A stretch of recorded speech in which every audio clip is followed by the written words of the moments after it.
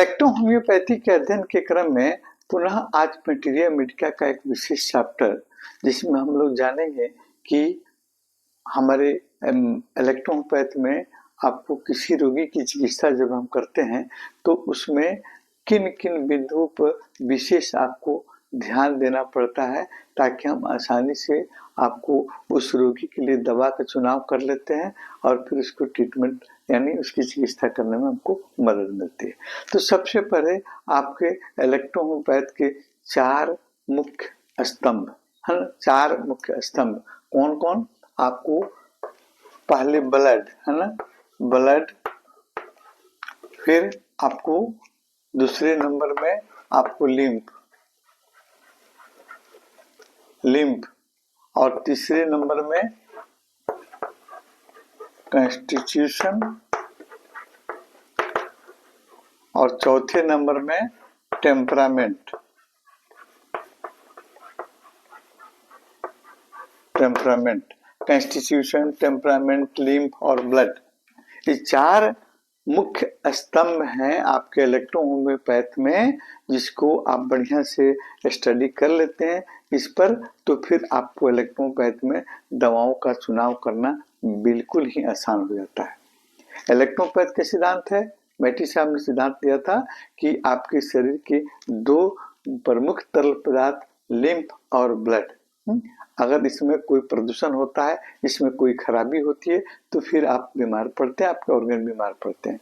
Lymph क्या है, lymph कैसे खराब होता है ना, इसमें इसके क्या क्या कारण हो सकते हैं। ब्लड क्या है, ये कैसे खराब होता है, ये कैसे प्रदर्शित होता है ना, और इसको ठीक करने के कौन कौन से आपके इलेक्ट्रोपैथिक औषधियाँ हैं। और फिर इन सभी बिंदुओं पर आप मेरे चैनल डॉक्टर राजीव नैन है ना, आप YouTube पर जाइए है ना, और फिर फुल वीडियो में सर्च कीजिए है ना। वीडियो का नंबर दिया हुआ है, खास तरह के सभी वीडियो का नंबर के हिसाब से आप उसमें सर्च करके देखिएगा कि लिम्फ क्या होता है, लिम्फ गंदा कैसे होता है, ब्लड क्या होता है, ब्लड गंदा कैसे होता है ना, और उस पर कौन कौन से इलेक्ट्रोपैथिक औषधियाँ मदद करती है। इस पर सारे बिंदुओं पर आपको विशेष चर्चा मिलेगी आपको। आज हम लोग इन 4 स्तंभ लिम्फ और ब्लड, तो ब्लड के बारे में हम पहले आपको बता चुके हैं, लिम्फ के बारे में बता चुके हैं, कॉन्स्टिट्यूशन के बारे में भी पढ़ लिए हैं और टेम्परामेंट के बारे में भी हम लोग पढ़ लिए हैं। इसका भी वीडियो आपको चल रहा है। आज हम देखेंगे इसकी कैसे हम इससे मदद मिलती है हमको है ना, ट्रीटमेंट करने में है ना। तो देखिए, सबसे चारों बिंदु पर हम विस्तृत अध्ययन करेंगे, तो किसी भी मरीज की चिकित्सा करना हमारे लिए आसान हो जाएगा इलेक्ट्रो-होम्योपैथी के। देखिए, मुख्य बिंदु रोग की पहचान करना, तो रोग की पहचान करना, दवाओं का चुनाव करना है ना। तो रोग की पहचान के बारे में आप लिम्फ और ब्लड, टेम्परामेंट और कॉन्स्टिट्यूशन का अध्ययन कीजिए, और इन बिंदुओं पर के लिए अध्ययन करने के लिए यानी कॉन्स्टिट्यूशन, टेम्परामेंट आपको मदद करती है, और इसके माध्यम से हम रोग की पहचान और दवाओं का चुनाव आसानी से कर लेते हैं। और मनुष्य की इस पृथ्वी पर है ना, जितने भी जीवधारी हैं, इसमें मनुष्य सबसे बुद्धिजीवी प्राणी है। सबकी प्रकृति अलग अलग होती है। मनुष्य की भी एक खास प्रकृति होती है जो एक दूसरे से उसको अलग करती है ना।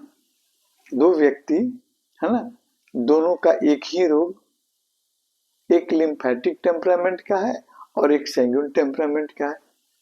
दोनों के लिए दवाएं अलग अलग हो सकती हैं, क्योंकि आपका टेम्परामेंट, आपका कॉन्स्टिट्यूशन आपके इलेक्ट्रोपैथिक औषधियों को चुनाव करने में आपको मदद करती है। अगर वो व्यक्ति लिम्फेटिक टेम्परामेंट का है तो उसके लिए इलेक्ट्रोपैथी में साइटिका की दवा आपको अलग हो सकेगी, और वही व्यक्ति अगर वो सैंग्यून टेम्परामेंट का है तो आपको इलेक्ट्रोपैथी में उसकी दवा अलग हो जाएगी। तो इस पर जब मैटी साहब ने इस पर भी आपको विशेष चर्चा, उस पर विस्तृत आपको उन्होंने आपको फोकस किया है इलेक्ट्रोपैथी में।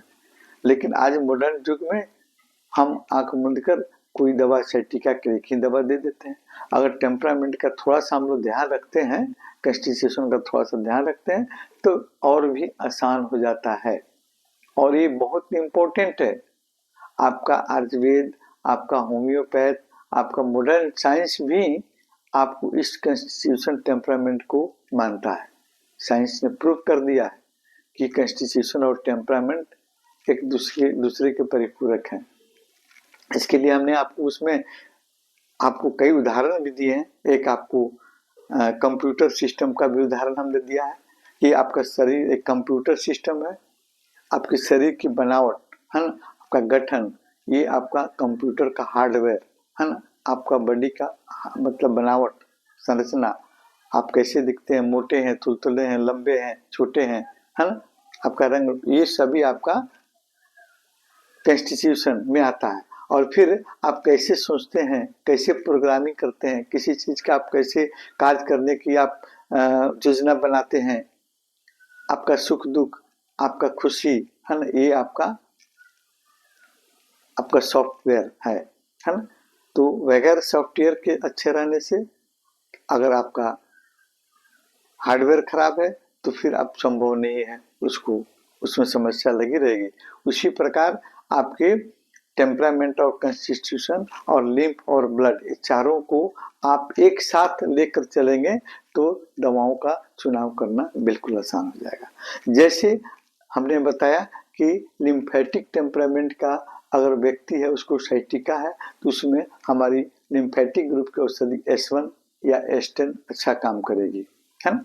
और फिर अगर वो सैंगुइन टेम्परामेंट का व्यक्ति है तो फिर आपको उसके लिए हमारे एस्क्रोफुलोस ग्रुप की औषधि S2 है ना, S2 या एंजाइटिको ग्रुप की औषधि A1 आपको अच्छा कार्य करेगी, है ना, उसको ठीक करने में आपको मदद कर देगी। देखिए, अब हम इस चीज को हम कई बिंदुओं पर हम चर्चा करेंगे, है ना, लेकिन अभी हम इसमें आपको इलेक्ट्रोपैथ के दवाओं का चुनाव करना, रोगी की पहचान करना और फिर रोग का निदान करना, इसमें 4 आपको बिंदुओं को हमने लिया, लिम्फ, ब्लड और कॉन्स्टिट्यूशन और फिर आपका टेम्परामेंट।